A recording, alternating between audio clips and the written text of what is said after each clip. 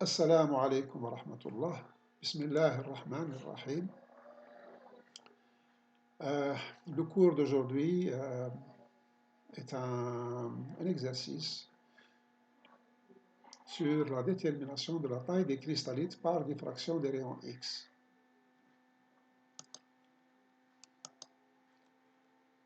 Alors, cristallite, on n'a pas l'habitude d'utiliser ce terme de cristallite, on a l'habitude d'utiliser les grains. Alors, quelle est la différence entre un grain et un cristallite?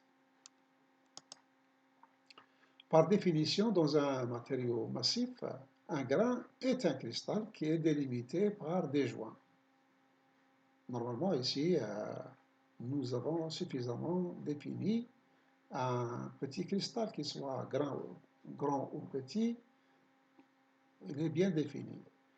Alors, pourquoi le cristallite?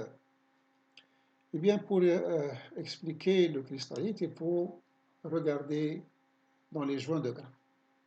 Ce sont donc les joints de grains qui vont permettre d'expliciter ce que c'est que les cristallites. Alors, pour mieux voir ceci, voyons, je vous propose cette image, c'est une micrographie optique classique d'un acier super martensitique à 13% chrome. Alors, si vous regardez bien, vous voyez des grains, voilà, délimités, des gros et des petits, vous voyez des joints et tout ça. Donc, pour nous, qui ont l'habitude de regarder les micrographies optiques, un grain, c'est tout ce qu'il y a à l'intérieur, ici, par exemple, là, etc. Eh bien non. Maintenant que les techniques de, de visualisation des cristaux sont maintenant développées, comme c'est le cas ici avec le BSD, eh ben, on voit que les grains ne sont pas tout à fait cela, mais c'est encore beaucoup plus petit, ils ont des formes assez diverses, etc. Et on arrive à voir des grains donc, avec des macles, comme vous voyez ici. Ceci est un petit grain de phase phase gamma résiduelle, donc il présente des macles. Et bon, bien sûr, le reste, c'est des lattes de martensite. Donc vous voyez bien qu'il y a une différence déjà entre les grains classiques que nous avons l'habitude de voir et les grains réellement qui existent dans le matériau. Encore cette image-là, comme vous voyez là, donc elle montre uniquement la densité des joints de grains que vous voyez. Donc ça, c'est toujours par la technique de l'EBSD. Ça vous donne encore une idée sur la finesse, la taille des grains. Bien sûr, il y a des gros et des très petits. Et la technique de l'EBSD, elle vous permet de, de déduire un peu la structure des joints. Et là, on voit ici que nous avons des joints de grains à fort angle de désorientation, donc entre les grains, et puis des grains à faible angle de désorientation, et puis bien sûr, il y a les grains donc, angle moyen. Les grains à fort angle de désorientation, ce sont généralement ceux que nous voyons lorsque nous faisons une métallographie classique, c'est-à-dire par une attaque chimique. Pourquoi l'attaque chimique elle attaque ces joints-là? Parce que généralement ce sont des joints qui sont les plus énergétiques. C'est là où on a le plus de défauts, nous avons beaucoup de défauts dans ces joints-là, et c'est pour cette raison-là qu'ils sont plus facilement attaqués par le produit chimique, par le réactif chimique. Tandis que les grains comme ça, donc à faible angle de désorientation, puis il y a aussi quelques angles, quelques quelques joints à grand angle de désorientation, mais ce sont des joints spéciaux. Les joints spéciaux, ce sont des joints dits de, par exemple, de Macle. Ce sont des joints dits de coïncidence. Ce sont des joints qui ne sont pas fortement énergétiques et ils n'apparaissent pas dans les grains, ils n'apparaissent pas bien dans les grains. Par contre, avec la technique de l'EBSD, on peut les voir mieux. Donc cette dernière image-là, elle vous illustre un peu, voilà, c'est toujours la même image, mais cette fois-ci, on prend uniquement les joints à fort angle de désorientation. Et là, on voit, on a l'impression que nous avons des gros grains, hein, voilà, nous avons de gros grains qui sont donc séparés par des joints. Et puis, on peut voir qu'il y a des endroits comme ici, comme là, où il y a un équilibre entre les joints.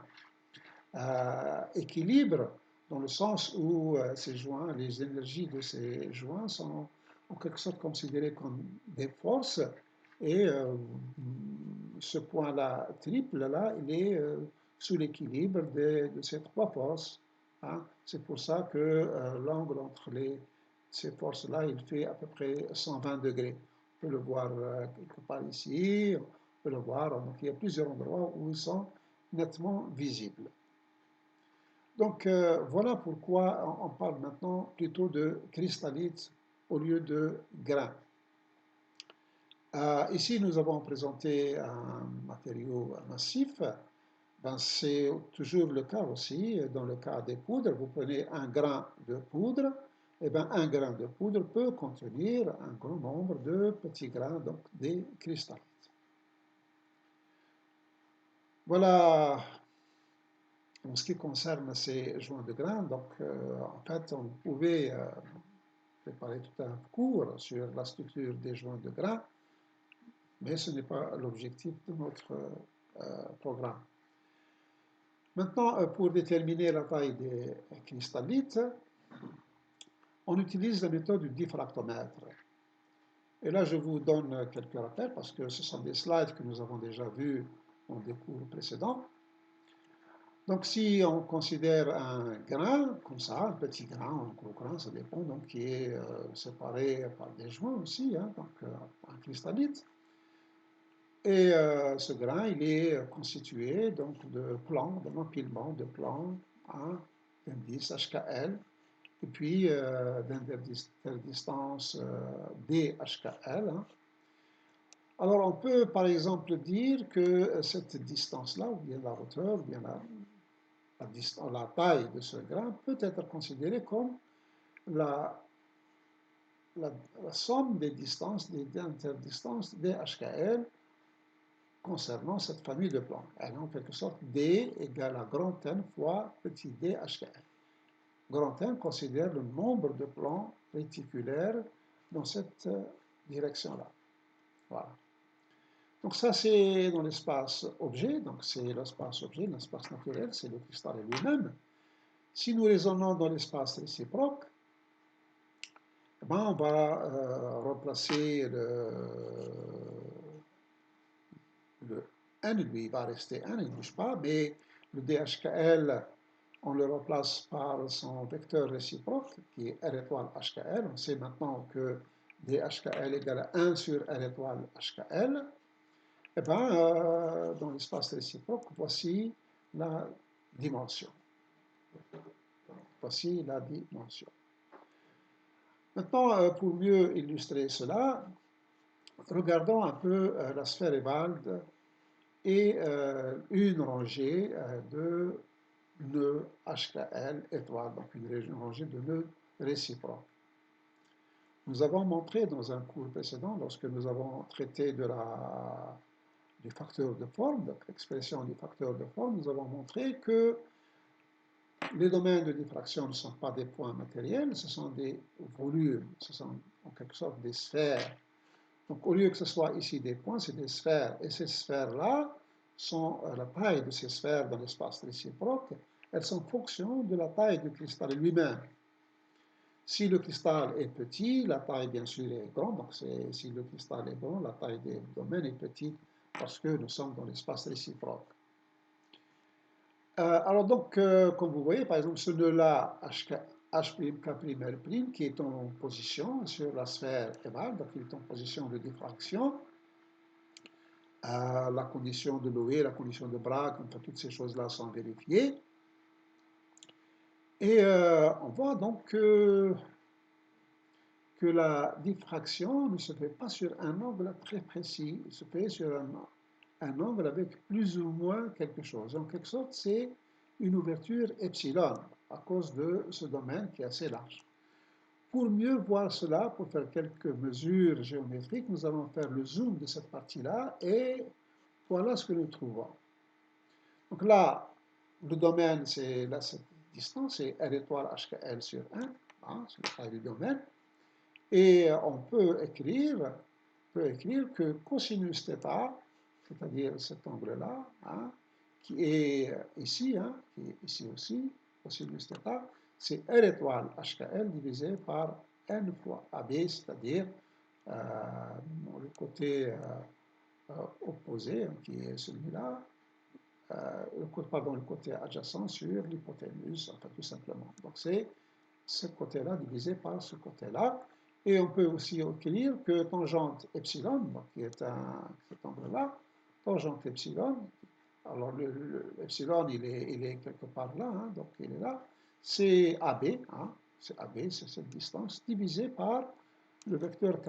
Le vecteur K, c'est le vecteur d'onde de la radiation incidente, donc c'est cette distance-là. En fait, c'est ça, ce côté divisé par ce côté. Voilà. Et comme epsilon est généralement très petit, on peut considérer que tangente epsilon égale à peu près epsilon, en radian bien sûr. Maintenant, si nous remplaçons les vecteurs réciproques par son expression dans l'espace objet 1 sur HKL, en remplaçant le vecteur d'onde K, la norme du vecteur d'onde K par exemple, par 1 sur lambda, on trouve cette relation-là. On trouve cette relation. Epsilon égale lambda divisé par n de HKL pour cosinus θ. Or, nous avons montré tout à l'heure que n de HKL, c'est tout simplement la taille du cristallite. Donc finalement, on trouve epsilon égale à lambda divisé parfois par d cosinus θ. Alors comment ça se passe? Généralement, donc, ça se passe sur un pic. On prend un pic, on cherche sa largeur à mi-hauteur, qu'on a exprimé ici par epsilon m. La largeur à mi-hauteur, elle se trouve à la hauteur précise du pic, donc après élimination des bruits de fond, donc cette distance-là, on l'élimine.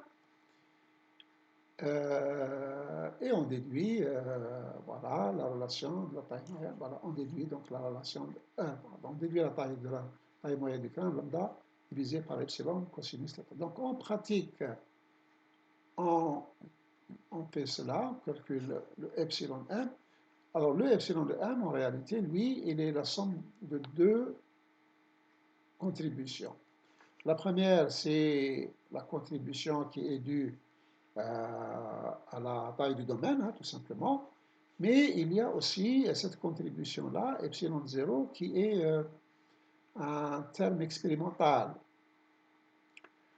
qui est le faisceau, l'ouverture angulaire du faisceau incident, tout simplement parce que le faisceau incident n'est jamais parfaitement parallèle, et donc il a quand même toujours une petite ouverture angulaire, donc dont on tient compte, dont on doit tenir compte. Donc, epsilon doit être évalué comme ça. Donc, je peux soustraire epsilon 0 à epsilon 1 pour trouver notre epsilon. Ou mieux, on peut utiliser la formule des racines. Et aussi, on remarque aussi, donc voilà, on remarque que nous n'avons pas pris en considération la présence des contraintes résiduelles. Pourquoi? Parce qu'elle aussi, elle est géologique le pic, surtout lorsqu'il s'agit de contraintes hétérogènes. Euh, Là aussi, on peut en parler, hein. Nous avons un cours qui parle des contraintes résiduelles, on parle des RX. Et là, les contraintes résiduelles, en fait, elles élargissent un peu le pic et puis elles sont capables de déplacer le pic soit vers la gauche, soit vers la droite, ça dépend si c'est des contraintes de compression ou des contraintes de traction. Mais si les contraintes sont purement hétérogènes, c'est généralement un élargissement du pic. Donc, cet élargissement, les logiciels actuels le prennent en charge et il est déduit en quelque sorte de la largeur spectrale, de la largeur du pic. De plus, on corrige la relation par un coefficient K qui est aussi à cause de l'expérimental. Donc, vous voyez, c'est un coefficient qui est proche de 1, 0,89. Et enfin, à ce moment-là, donc, on obtient la relation de Scherrer qui s'exprime comme ça. Donc, de grand D égale à K lambda divisé par epsilon cosinus θ. Donc, on voit bien donc, que le K, c'est cette constante-là. Le epsilon, c'est l'ouverture angulaire après correction, après élimination de l'ouverture angulaire qui est due à l'expérimental. Et puis, on dit donc, parfois aussi, on rajoute aussi l'ouverture angulaire qui est due à la présence des contraintes résiduelles. Voilà donc comme rappel du cours. Maintenant, comme exercice, je vous propose de toujours regarder notre acier supermartensitique. Notre acier supermartensitique, vous voyez ici son diagramme de diffraction. Dans son diagramme de diffraction, on peut voir qu'il y a de petits pics là et là, qui montrent qu'il y a la présence de la phase gamma. Donc c'est l'austenite, hein, c'est de l'austenite résiduelle. On l'a vu aussi sur les micrographies électroniques. Hein. Donc l'austenite résiduelle elle est présente. On peut le comparer avec l'acier duplex, lui qui contient moitié-moitié austenite ferrite. Voilà, on voit ici le pic de l'austenite est assez important et puis les pics aussi de la ferrite sont assez importants. Alors ce troisième pic-là rouge, c'est le mélange un peu entre les deux, pardon, lorsqu'on fait la soudure. Hein, donc c'est le weld métal, c'est le métal, c'est la zone fondue de la soudure. Hein, parce que ce travail est dû à Betahar qui a travaillé sur ces soudures hétérogènes. Donc nous, on va s'intéresser à ce pic-là qui est assez distinct, hein, assez éloigné quand même, et on va l'utiliser, l'exploiter pour déterminer la taille des cristallites. Ce pic-là, il est reporté ici, donc il est zoomé ici. Ah, il est zoomé là. Alors, la même chose, vous voyez, donc on sépare le bruit de fond. Donc là, vous voyez la ligne qui sépare le bruit de fond. Donc c'est cette ligne qui indique la hauteur du pic. Cette ligne-là indique la mi-hauteur. Hein, c'est cette distance divisée par 2. Et cette distance-là, donc ce sera la largeur du pic à mi-hauteur. On peut lire ici, hein, la largeur à mi-hauteur. Hein, on connaît les graduations. La graduation, chaque petite graduation correspond à 0,1 degré. Donc ça nous fait 0,1, 0,2, 0,3, 0,4, 0,4 et demi, 0,45. Donc ça fait 0,45 degrés, voilà. Donc la largeur à mi-hauteur du pic est de 0,45 degrés, donc ce qui correspond à 7,85 10 puissance moins 3 radians. L'angle de Bragg, on peut le lire ici aussi. Hein. Voici le sommet du pic. Le sommet du pic, il est là, à 0,71. Hein, pardon, à 70,1 degrés, pardon. Voilà, 2θ égale 70,1 degrés. Connaissant l'ouverture angulaire instrumentale qui vaut généralement 10 puissance moins 3 radians, connaissant aussi la longueur d'onde de la radiation incidente, celle qui a été utilisée pour réaliser le diagramme de diffraction, donc c'est la radiation K alpha du cuivre, 1,54006 angstroms, et bien, en remplaçant dans la relation de Scherer, on trouve que le diamètre moyen des cristallites vaut 21,5 nanomètres. 21,5 nanomètres. Vous voyez ici que cette quantité elle est basse, hein, c'est très faible, tout simplement parce que nous n'avons pas considéré l'effet des contraintes résiduelles. Alors pourquoi ici on doit tenir compte de l'effet des contraintes résiduelles? Tout simplement parce que c'est une transformation martensitique. Vous savez que la transformation martensitique, elle conduit à la formation de lattes de martensite et il y a des contraintes résiduelles hétérogènes très importantes. Hein. Donc c'est la raison pour laquelle nous avons un pic aussi large. Voilà pour cet exercice. شكرا على اهتمامكم والسلام عليكم ورحمة الله.